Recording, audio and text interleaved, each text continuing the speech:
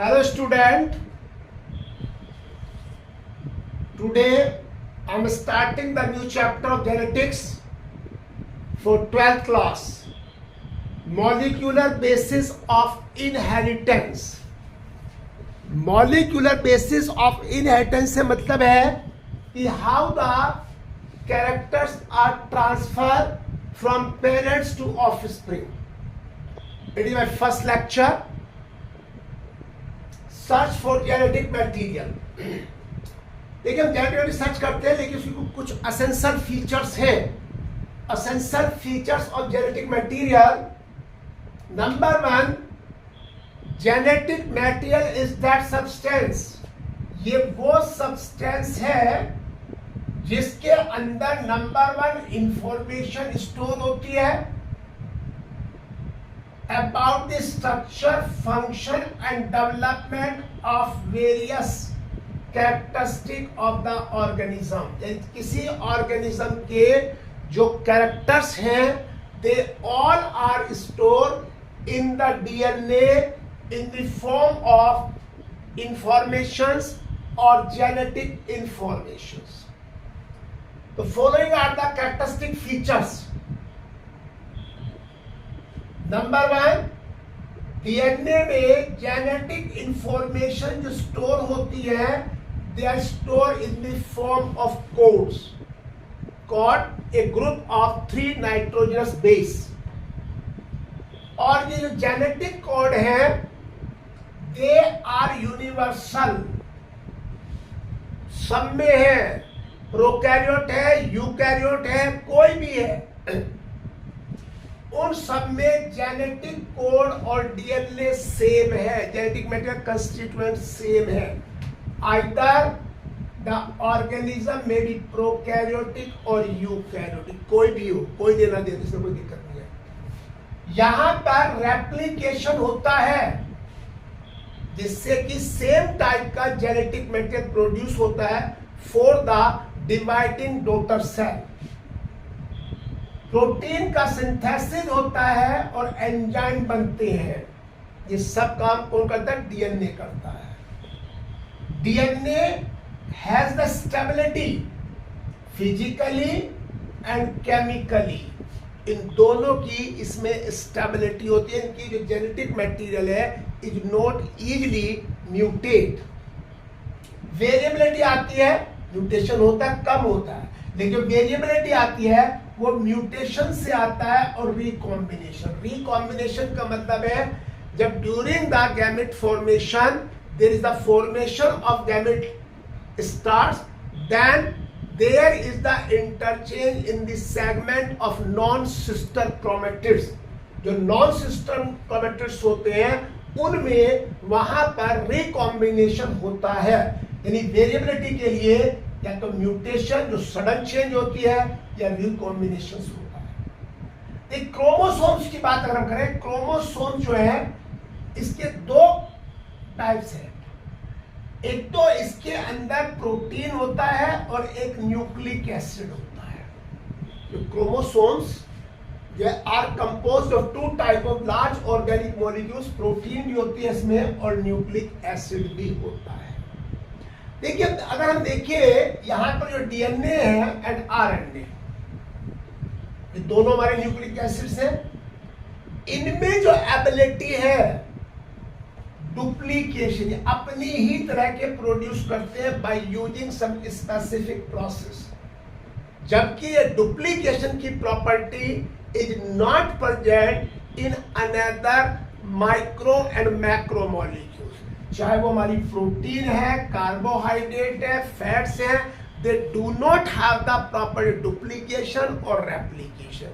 This property is the characteristic feature of both DNA and RNA. अब हमारे पास types of nucleic acid आते हैं. 2 तरह के हैं, एक डीएनए है, एक आरएनए है. डीएनए को हम डीऑक्सी राइबोन्यूक्लिक एसिड कहते हैं और आरएनए को राइबोन्यूक्लिक एसिड कहते हैं. देखिए डीएनए जो है ये हमारा लार्जेस्ट मॉलिक्यूल्स है. डीएनए इज मतलब लार्जेस्ट है, पर ये लार्जेस्ट ही नहीं है, not only the largest but also the genetic material of the organism and inheritance. DNA large molecule नहीं है, ये हमारा जो है इनहेरिटेंस का काम भी करता है और जेनेटिक मटेरियल का काम भी करता है डीएनए। अब इसकी डिस्कवरी है फ्रेडरिच मैशर 1869 में। This scientist, this gentleman isolated the DNA from the pus cell और WBC और ल्यूकोसाइट्स। इसको कहा न्यूक्लिन। इसको क्या कहा? न्यूक्लिन कहा। किसको न्यूक्लिन कहा? कि ये जो हमारा यहां पर डीएनए की डिस्कवरी हुई यहां पर। अब देखिए हम इस डीएनए की अक्रेंस की बात करते हैं। सबसे पहले प्रोकैरियोटिक सेल्स आती है। प्रोकैरियोटिक सेल में डीएनए हमारा सर्कुलर होता है, साइटोप्लाज्म में एम्बेडेड होता है। जब ये साइटोप्लाज्म में एम्बेडेड होता है इसको हम न्यूक्लियोइड कहते हैं, वी कॉल इट न्यूक्लियोइड। इसके चारों न्यूक्लियर मेम्ब्रेन नहीं होती और इसमें एक चीज और नहीं होती, हिस्टोन प्रोटीन।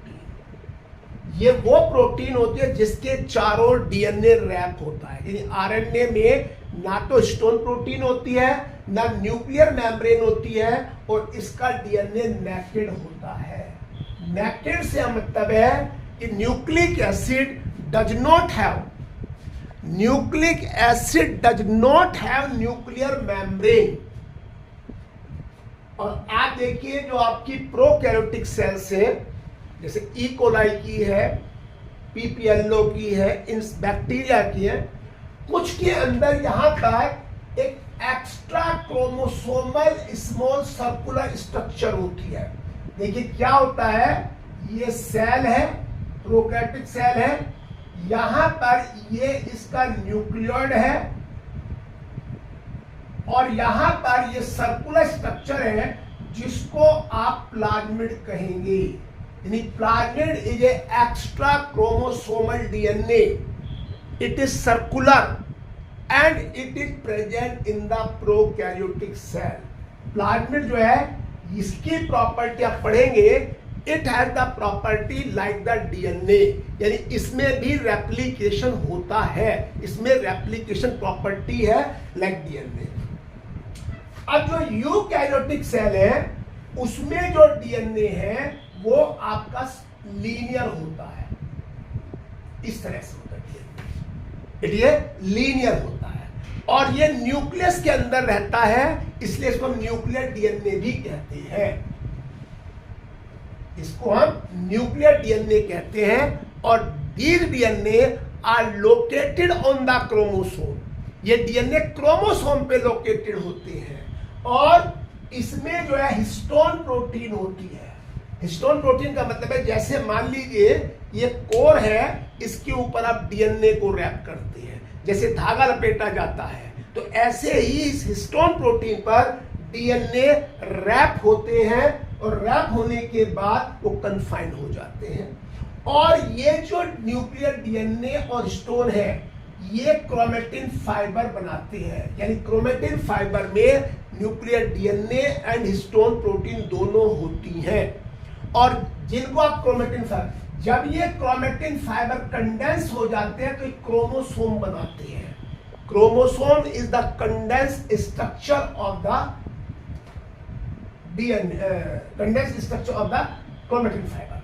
तो यहां पर ये एक इसकी स्मॉल क्वांटिटी डीएनए प्रेजेंट होती है, माइटोकॉन्ड्रिया में भी होती है और प्लास्टिड में होती है, लेकिन ये सर्कुलर डीएनए होता है लाइक द प्रोकैरियोटिक डीएनए। यानी कि mitochondria and plastid are the two cell organelles which have the nucleic acid and this nucleic acid is similar in appearance as the prokaryote, circular form में होता है।